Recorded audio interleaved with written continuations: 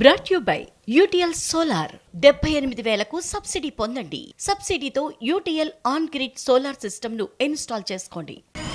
ఏపీకి game changer గా మారే జలహారతి ప్రాజెక్ట్ కు ప్లాన్ చేశామన్నారు సీఎం చంద్రబాబు. ఈ ప్రాజెక్ట్ పూర్తయితే రాష్ట్రంలో కరువు అనేదే ఉండదన్నారు. అయితే చంద్రబాబుకు కౌంటర్ ఇస్తోంది వైసీపీ. జలహారతి కంటే ముందే జలయజ్ఞానికి వైఎస్ఆర్ శ్రీకారం చుట్టారని చెప్తోంది. ఏపీలో పోలవరం ప్రాజెక్టును పూర్తి చేయడమే తన లక్ష్యమని ప్రకటించిన సీఎం చంద్రబాబు మరో సరికొత్త కార్యక్రమానికి శ్రీకారం చుట్టారు. గోదావరి బనకచర్ల అనుసంధానం పూర్తయితే తెలుగు తల్లికి జలహారతి ఇచ్చినట్లేనని అన్నారు. ఈ ప్రాజెక్టు ద్వారా రాయలసీమ జిల్లాలతో పాటు నెల్లూరు, ప్రకాశం జిల్లాలకు ప్రయోజనముంటుందన్నారు చంద్రబాబు. దాదాపు 80,000 కోట్లతో ఈ ప్రాజెక్టును పూర్తి చేస్తే రాష్ట్రానికి ఎంతో ఆదాయం వస్తుందని చంద్రబాబు తెలిపారు.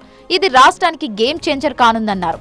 ఈ ప్రాజెక్టు కోసం హైబ్రిడ్ మోడల్లో నిధుల సమీకరణ ఆలోచిస్తున్నట్లు వెల్లడించారు. ఈ ప్రాజెక్టు వల్ల 80 లక్షల మందికి తాగునీరు అందుతుందని తెలిపారు. 7.5 లక్షల ఎకరాల కొత్త ఆయకట్టు వస్తుందని వ్యాఖ్యానించారు. రాబోయే తరాలకు నీటి సమస్య లేకుండా చేసే ఈ ప్రాజెక్టుపై ప్రజల్లో కూడా చర్చ జరగాలని సీఎం చంద్రబాబు పేర్కొన్నారు. ఇది మనం పూర్తి చేయగలిగితే శ్రీకాకుళం, విజయనగరం, విశాఖపట్నం, ఈస్ట్ గోదావరి, వెస్ట్ గోదావరి 5 జిల్లాలు, కృష్ణా, గుంటూరు, దెన్ ప్రకాశం, దెన్ నేరుగా పార్ట్ ఆఫ్ ఓన్లీ బాదంతన కర్నూలు కొద్దిగా టచ్ అడుగు వస్తుంది తప్ప దానికి తుంగభద్ర అవన్నీ ఉన్నాయి. ఎడ్జియాల చూస్తాం, అక్కడ నంద్యాల అవి ఆ ఏరియా అంతా వస్తుంది. కడప, అనంతపూర్, చిత్తూరు, టోటల్ నెల్లూరు, మొత్తం రాష్ట్రం అంతా అనుసంధానం అయిపోతుంది. ఏ జిల్లా కూడా వదిలిపెట్టే పరిస్థితి రాదు. దీనివల్ల అదనపు ఆయకట్టు వస్తుంది. ఇది ఒక మాటలో చెప్పాలంటే it is a game changer. అయితే చంద్రబాబు వ్యాఖ్యలకు కౌంటర్ ఇచ్చింది వైసీపీ.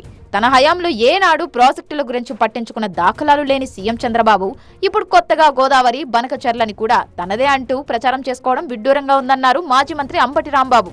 నదుల్లోని నీటిని పంట పొలాల్లోకి తీసుకురావాలని వైఎస్ఆర్ అనుకున్నారని, అందుకే పెద్ద ఎత్తున జలయజ్ఞాన్ని ప్రారంభించారని అన్నారు.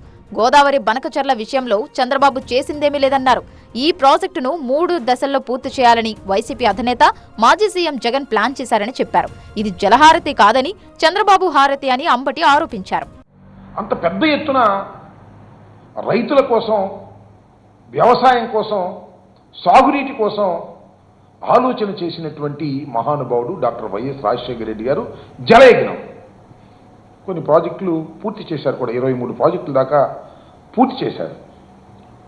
చంద్రబాబు నాయుడు గారు తర్వాత వచ్చిన జలయజ్ఞం నాదేనంటాడు.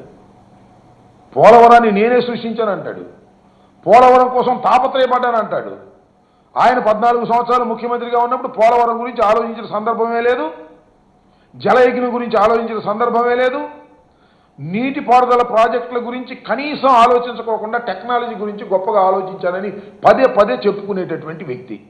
జలహారతి కార్యక్రమాన్ని ప్రతిష్టాత్మకంగా చేపట్టాలని చంద్రబాబు ప్లాన్ చేస్తుంటే గతంలో వైఎస్ఆర్ చేపట్టిన జలయజ్ఞం ఇంతకంటే గొప్పదని చెప్పేందుకు ప్రయత్నిస్తోంది వైసీపీ.